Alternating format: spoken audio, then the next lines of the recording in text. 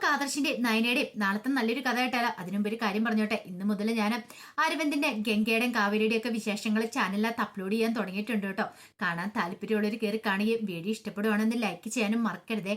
അങ്ങനെ നാളത്തെ കഥയില് സങ്കടത്തോടു കൂടി നയന നേരെ ദേവേനെ കാണാൻ വേണ്ടി ചെല്ലുന്നുണ്ട്. അങ്ങനെ ദേവേന്റെ അടുത്ത് എന്നിട്ട് നയന കാര്യങ്ങളൊക്കെ പറയണം. ആദർശേട്ടൻ പോവാനായിട്ട് റെഡിയായെന്നുള്ള കാര്യം ഇത് കേട്ട് കഴിഞ്ഞപ്പോഴത്തേനും ദേവേനി പറഞ്ഞു, എന്ത് ചെയ്യാൻ പറ്റും മോളെ, നമ്മൾ ആരെല്ലാം പറഞ്ഞിട്ടുണ്ടെങ്കിൽ അവൻ അനുസരിക്കുമെന്ന് ചോദിച്ചു. അത് കേട്ടപ്പോൾ നയന പറഞ്ഞു, അത് ശരിയാ, ആദർശേട്ടൻ്റെ മനസ്സിൽ അത്രമാത്രം വിഷമമുണ്ടമ്മേ. മുത്തശ്ശന്റെ വാക്കുകൾ ആദർശേട്ടൻ്റെ മനസ്സിലേക്ക് അത്രമാത്രം തറഞ്ഞു കയറിയിട്ടുണ്ട്. അതുകൊണ്ട് ആദർശേട്ടന് ഒരിക്കലും ഇവിടെ നിൽക്കാൻ തോന്നില്ല. മുത്തശ്ശനെ ഫേസ് ചെയ്യാൻ പോലും ആദർശേട്ടന് മടിയാന്ന് പറഞ്ഞു. ദേവേനി പറഞ്ഞു, ഞാൻ ഒന്നുകൂടെ ഒന്ന് അച്ഛനോട് സംസാരിച്ചു നോക്കട്ടെ. എനിക്കെന്തോ ആദർശ് ഇവിടുന്ന് വീട് വിട്ടു പോകുന്ന കാര്യം ചിന്തിക്കാൻ പോലും പറ്റുന്നില്ല എന്ന് പറഞ്ഞു. നയന പറഞ്ഞു, അതുകൊണ്ട് എന്തെങ്കിലും പ്രയോജനം ഉണ്ടാവോ അമ്മേ? ആദർശന്റെ സ്വഭാവം അറിയാലോ. ആദർശേട്ടൻ ഒരിക്കലും നാണം കെട്ടി ഇവിടെ നിൽക്കില്ല. അബിയെ പോലൊന്നും അല്ല. അബി പിന്നെ എത്ര കേട്ടാലും നാണമില്ലാതെ അവൻ ഇവിടെ നിൽക്കും. പക്ഷെ ആദർശന്റെ സ്വഭാവം അങ്ങനെയല്ല. ആദർശന്റെ ഭാഗത്തുനിന്ന് തെറ്റുണ്ടായെന്നൊരു ചിന്ത മനസ്സിൽ കടന്നു കൂടിയിട്ടുണ്ട്. അതുകൊണ്ട് ഇതിനൊരു പരിഹാരം ഉണ്ടാക്കാതെ ആദർശേട്ടൻ ഇനി ഇങ്ങോട്ടേക്ക് തിരികെ വരില്ല എന്നാ പറയണേ. അത് കേട്ടപ്പോൾ ദേവേനെ പറഞ്ഞു, മോള് വിഷമിക്കൊന്നും വേണ്ട, ഞാൻ അച്ഛനോടൊന്ന് പോയി സംസാരിക്കാം. ഒരു പക്ഷേ ഞാൻ പറഞ്ഞിട്ടുണ്ടെങ്കിൽ അച്ഛന് കാര്യങ്ങളൊക്കെ ബോധ്യപ്പെടുമായിരിക്കും. MD സ്ഥാനം അവൻ രാജിവെച്ചില്ലേ, ഇനിയിപ്പോൾ അവൻ എന്തിനാ ഈ വീട് വിട്ടു പോകുന്നേ? അവൻ എന്തിനെക്കുറിച്ചെങ്കിലും അന്വേഷിക്കാനാണെങ്കിലും അവൻ ഈ വീട്ടിൽ നിന്ന് അന്വേഷിക്കാലോ, അങ്ങനെ ഒരു പരിഹാരം ഉണ്ടാക്കാലോ. നയന പറഞ്ഞു, അത് ഞാൻ ആദർശനോട് സംസാരിച്ച ഈ വീട്ടിൽ നിന്ന് അങ്ങനെ അന്വേഷിച്ചിട്ടുണ്ടെങ്കിൽ ഈ വീട്ടിൽ ശത്രുക്കളുണ്ടെന്നാ പറയണേ. അതുകൊണ്ട് കാര്യങ്ങളൊന്നും കണ്ടെത്താൻ സാധിക്കില്ലെന്നാ പറയണേ. സാരമില്ല, മോള് വിഷമിക്കണ്ടെന്ന് പറഞ്ഞുകൊണ്ട് ദേവേനി നേരെ മുത്തശ്ശന്റെ അടുത്തേക്ക് എല്ലുവാണ്. അപ്പം മൂർത്തി മുത്തശ്ശനോട് സംസാരിക്കുവാണെങ്കിൽ ചിലപ്പോൾ മുത്തശ്ശൻ ആദർശനോട് സംസാരിക്കുവാണെങ്കിൽ ആദർശ് വീട് വിട്ട് പോവില്ല എന്നൊരു ചിന്ത ദേവേനയുടെ മനസ്സിലുണ്ടായിരുന്നു. അതുകൊണ്ടാണ് ദേവേനി മുത്തശ്ശനോട് സംസാരിക്കാൻ ചെന്നത്. പിന്നീട് ആദർശിന് വേണ്ടിയിട്ട് ദേവേനി പോയി മൂർത്തി മുത്തശ്ശനോട് സംസാരിക്കുന്നുണ്ട്. അച്ഛ, അവൻ ഈ വീട് വിട്ട് പോകുകയെന്നാ പറഞ്ഞേ. അവൻ കമ്പനി MD സ്ഥാനം രാജിവെച്ചല്ലോ. പക്ഷെ അവൻ ഈ വീട് വിട്ട് പോയിട്ടുണ്ടെങ്കിൽ ഞങ്ങൾക്കത് സഹിക്കാൻ പറ്റില്ല. പ്രത്യേകിച്ച് നയനമോള് ഗർഭിണിയായിട്ടിരിക്കുന്ന സമയം കൂടെ അല്ലേ. അച്ഛൻ അവനോട് പോവണ്ടെന്ന് പറയണം എന്ന് പറഞ്ഞു. അത് കേട്ട് കഴിഞ്ഞപ്പോഴത്തേനും മൂർത്തി മുത്തശ്ശൻ പറഞ്ഞു, പോവണ്ടെന്ന് പറയാനാ ഞാനാ?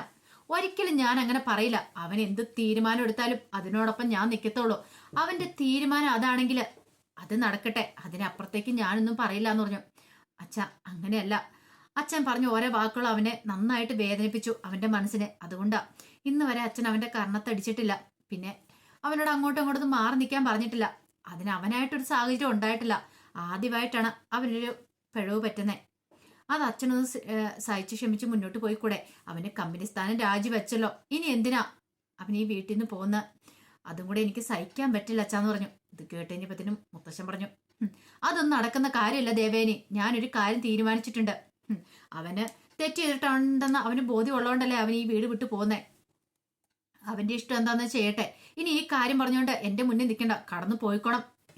അവനെ സപ്പോർട്ട് ചെയ്തുകൊണ്ട് ആരും എന്റെ മുന്നിലേക്ക് വരില്ലെന്ന് പറഞ്ഞു മുത്തശ്ശൻ ദേഷ്യപ്പെട്ടു. ദേവേനിക്ക് ഭയങ്കര വിഷമായി. എന്ത് ചെയ്യണമെന്ന് അറിയില്ലാത്തൊരു സങ്കടമൊക്കെ ദേവേനയുടെ മനസ്സിലുണ്ടാവുന്നുണ്ട്. പിന്നീട് ദേവേനി ഒന്നും മിണ്ടാതെ വന്നു. നയനയോട് കാര്യങ്ങൾ പറയണം. അച്ഛനോട് പറഞ്ഞിട്ട് കാര്യമൊന്നുമില്ല എന്ന് പറഞ്ഞു. നയനിക്കും വിഷമമായി. കുറച്ചേരം കഴിഞ്ഞപ്പോഴത്തേനും ആദർശം നേരെ മൂർത്തി മുത്തശ്ശിയുടെ മുറിയിലേക്ക് എല്ലുവാണ്. പിന്നീട് മുത്തശ്ശനോടായിട്ട് പറഞ്ഞു, അതെ, ഞാൻ ഈ വീട് വിട്ട് ഇറങ്ങുക. എന്നേക്കുമായിട്ടൊരു പോക്കല്ല, ഞാൻ ഇങ്ങോട്ടേക്ക് തിരികെ വരുമെന്ന് പറഞ്ഞു.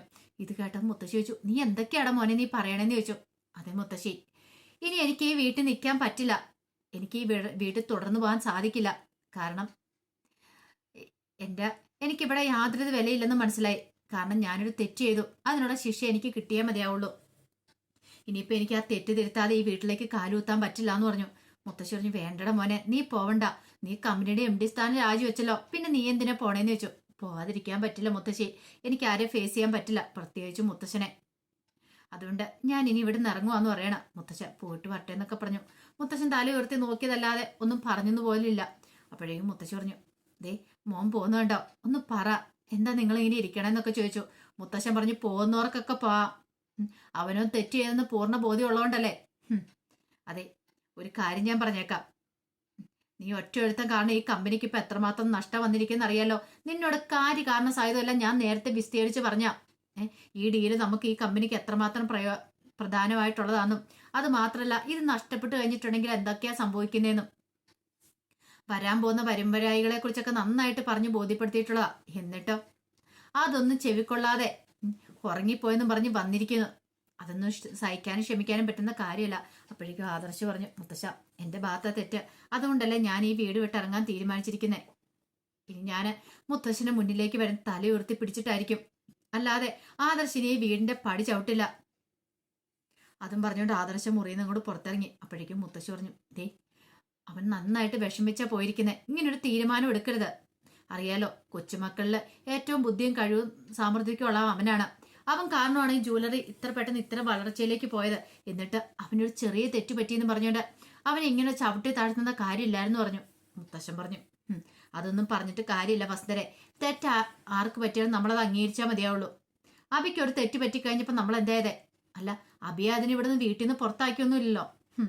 അവനെ പുറത്താക്കുന്ന ആക്കാത്ത എല്ലാം കണക്കാ. അവനെ പോലെ അല്ല ആദർശ്, അവൻ കഴിവുള്ളവനാ. അബി ഇങ്ങനെ ഒരു തെറ്റ് ചെയ്തായിരുന്നെങ്കിൽ ഞാനത് കാര്യമായിട്ട് എടുക്കില്ലായിരുന്നു. പക്ഷെ ആദർശിന്റെ ഭാഗത്തുനിന്ന് അങ്ങനെ ഒരു തെറ്റും പിഴവും ഞാൻ ഒരിക്കലും പ്രതീക്ഷിച്ചിരുന്നല്ല എന്ന് പറഞ്ഞു. പിന്നീട് ആദർശ് യാത്രയൊക്കെ പറഞ്ഞു പോകാനായിട്ട് ഇറങ്ങുമ്പോഴത്തേനും ചന്തമോൾ അങ്ങോട്ട് വന്നു. ചന്തമോൾ വന്നിട്ട് ചോദിച്ചാ അച്ഛനെ എങ്ങോട്ടാന്ന് ചോദിക്കണം. അതെ, അച്ഛനൊരു യാത്ര പോവാ. അച്ഛൻ എപ്പോഴാ വരണേന്ന് ചോദിച്ചു. അച്ഛനെ കുറച്ച് ദിവസം കഴിഞ്ഞിട്ടേ വരുവുള്ളൂ എന്ന് പറഞ്ഞു. അമ്മയെ നോക്കണം, അമ്മയുടെ വയറ്റൊരു കുഞ്ഞാവേണ്ടെന്ന് അറിയാലോ എന്നൊക്കെ ചന്തമോളോട് പറയണം. അപ്പോഴേക്കും നയനയുടെ കണ്ണൊക്കെ നിറഞ്ഞു വന്നു. ആ സമയം ചന്തമോട് പറഞ്ഞു, അച്ഛ പെട്ടെന്ന് വരണം കേട്ടോ, അച്ഛനെ കാണാതിരിക്കാൻ ചന്തമോക്ക് പറ്റില്ല എന്നൊക്കെ പറയണം. അതുകൂടെ കേട്ടുകഴിഞ്ഞപ്പോൾ ആദർശന് നല്ല വിഷമായി. പക്ഷെ സഹിച്ചല്ലേ മതിയാവുള്ളൂ. ഇപ്പൊ ഇങ്ങനൊരു യാത്ര അനിവാര്യമാണ്. എങ്കിൽ മാത്രമേ പലരുടെയും പല കള്ളത്തരങ്ങളും കണ്ടുപിടിക്കാൻ പറ്റുള്ളൂ. നയനോട് പറഞ്ഞ്, നീ വിഷമിക്കേണ്ട. ഇനി നിന്റെ ആദർശം ഇങ്ങോട്ടേക്ക് വരുന്നുണ്ടെങ്കിൽ അത് തലയുയർത്തി പിടിച്ചിട്ടായിരിക്കും വരുള്ളൂ. അത് എത്ര കാലത്തിന് ശേഷമാണെങ്കിലും അത് അങ്ങനെ തന്നെ ഇനി ഉണ്ടാവത്തുള്ളൂ എന്ന് പറഞ്ഞു. ഈ പ്രശ്നത്തിനൊരു പരിഹാരം ഉണ്ടാക്കണം എന്നൊക്കെ പറഞ്ഞ് അങ്ങനെ അവർ താഴേക്ക് ഇറങ്ങി വരിക. അപ്പോൾ ദേവേനെ അവരൊക്കെ അവിടെ കാത്തു നിൽക്കുന്നുണ്ടായിരുന്നു. ആദർശം ഇറങ്ങാൻ തുടങ്ങുക. അപ്പോൾ ദേവേനയുടെ എല്ലാവരുടെ അനുഗ്രഹം മേടിച്ച് ഇറങ്ങാൻ തുടങ്ങുന്നത്. ആ സമയത്ത് മുത്തശ്ശി അവസാന ശ്രമം എന്നോണം മുത്തശ്ശനോട് പറഞ്ഞു, കണ്ടില്ലേ അവൻ പോകുന്നത്, ഒന്ന് പറ അവനോട് പോകണ്ടെന്ന്. അദ്ദേഹം പറഞ്ഞിട്ടുണ്ടെങ്കിൽ ഉറപ്പായിട്ടും അവൻ പോവില്ല എന്ന് പറയണം. പക്ഷെ മുത്തശ്ശൻ അത് ചെവിക്കൊണ്ടില്ല. മുത്തശ്ശൻ പറഞ്ഞു, പോകുന്നവരൊക്കെ പോവും. തെറ്റ് ചെയ്തിട്ടുണ്ടെങ്കിൽ ഇതായിരിക്കും ശിക്ഷ.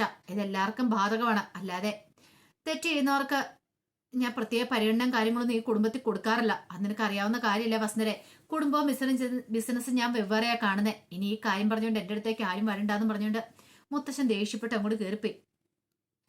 നവിക്കും ജലജയ്ക്കും അബിക്കും ഒക്കെ ഭയങ്കര സന്തോഷമായിരുന്നു. ആദർശ് വീട് വിട്ട് പോവല്ലേ.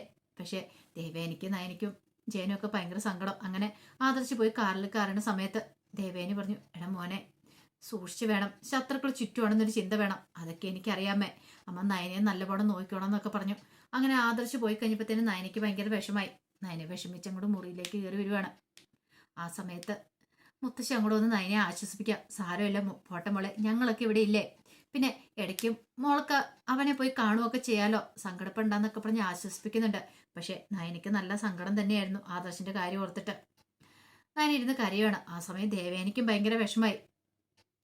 കുറച്ച് കഴിഞ്ഞപ്പോൾ ദേവേനെ അടുക്കളയിലേക്ക് ചെല്ലുവാണ്. അവിടെ ജലജ അഭിയൊക്കെ ഉണ്ടായിരുന്നു. അങ്ങനെ ജലജ അഭിയം കണ്ടു കഴിഞ്ഞപ്പോഴത്തേനും ഒന്നുകൂടെ ദേഷ്യം കയറി ദേവേനിക്ക്. ദേവേനെ പറഞ്ഞ്, നീ ഒന്നും സന്തോഷിക്കൊന്നും വേണ്ട. ആദർശ് ഇപ്പൊ ഈ വീട് വിട്ട് പോയിട്ടുണ്ടെങ്കിൽ ആദർശ് കുറച്ച് കഴിയുമ്പോഴത്തേനും ഇങ്ങോട്ട് തിരികെ വരും. ഒത്തിരി നാളത്തേക്കൊന്നും ആയിരിക്കില്ല ആദർശിന്റെ ഈ പോക്ക്. പക്ഷെ ഒരു കാര്യമുണ്ട് അബി, നീ ഈ വീട്ടിൽ നിന്ന് ഇറങ്ങിയിട്ടുണ്ടെങ്കിൽ പിന്നെ ഒരിക്കലും നിനക്ക് ഈ വീടിന്റെ പടി ചവിട്ടാൻ പറ്റില്ല. അതുകൊണ്ട് നിങ്ങളോ അധികം സന്തോഷിക്കുകയൊന്നും വേണ്ട. പിന്നെ ആദർശ് വീട്ടിൽ നിന്ന് ഇറങ്ങിയെന്ന് ഓർത്തോണ്ട് എല്ലാം പിടിച്ചടക്കി അല്ലെങ്കിൽ ഇനിയിപ്പോൾ ജോലികളും ചെയ്യണ്ട, ആ ഒരു സന്തോഷം ഉണ്ടെങ്കിൽ അതങ്ങോട്ട് മനസ്സിൽ വെച്ചാൽ മതി. പഴയതുപോലെയൊക്കെ ആയിരിക്കും നിന്റെയൊക്കെ സ്ഥാനം. നീയൊക്കെ കൂടുതൽ അഹങ്കാരം കാണിക്കാനും സന്തോഷിക്കാനും പോയാലുണ്ടല്ലോ, ദേവേനി വീണ്ടും മൂഷസ്ത്രീയാവും. എന്നെ കൊണ്ടൊന്നും ചെയ്യിക്കരുതെന്നും പറഞ്ഞിട്ട് ദേഷ്യപ്പെട്ട് ദേവേനി അങ്ങോട്ട് പോയി. ഇതേ സമയത്ത് നയന് വിഷമിച്ചിരുന്ന് കരയുക. നയനിക്ക് സങ്കടം സഹിക്കാൻ പറ്റിയില്ല ആദർശ് പോയി കഴിഞ്ഞപ്പോൾ. അപ്പൊ അതിന്റെ വിശേഷങ്ങളൊക്കെ നമ്മൾ കാണാൻ പോകുന്നത്. ആ വിശേഷങ്ങൾക്കായി നമുക്ക് എല്ലാവർക്കും കാത്തിരിക്കാട്ടോ. ഇനിയിപ്പോൾ ആദർശ് പൊരുതാൻ പോവാ. ആരാണ് തന്നെ ഈ കുടുക്കിലേക്ക് പെടുത്തിയെന്നൊക്കെ ആദർശ് തിരിച്ചറിയുക തന്നെ ചെയ്യും. അപ്പൊ അതിന്റെ വിശേഷങ്ങൾക്കായി നമുക്ക് എല്ലാവർക്കും കാത്തിരിക്കാം. ഒരിക്കൽ കൂടി എല്ലാവർക്കും ശുഭരാത്രി നേർന്നുകൊണ്ട് നിർത്തുന്നു.